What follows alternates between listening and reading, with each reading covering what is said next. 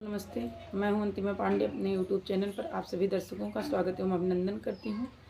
एक कृष्ण जन्म उत्सव पर सोहर गीत सुनाने जा रही हूं। जैसा लगेगा कमेंट करके ज़रूर बताना। धन्यवाद। भादों के नित्यानी अरिया झेम के दैवा बरसे, झेम के दैवा बरसाई हो सखिया कृष्णा जेले हे अवतारे मानुषे तने पामे, मानुषे तने पामाई हो।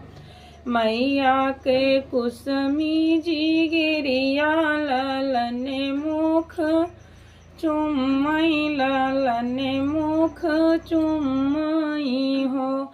ललना नहा कई काली हा जनमवा, बेरन मारी डरी है, बेरन मारी डरी हाई हो।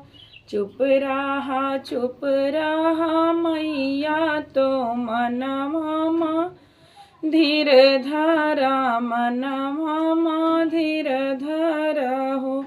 मैया मामा के आइल माउतिया, खुद मारी जई है, खुद मारी जई है।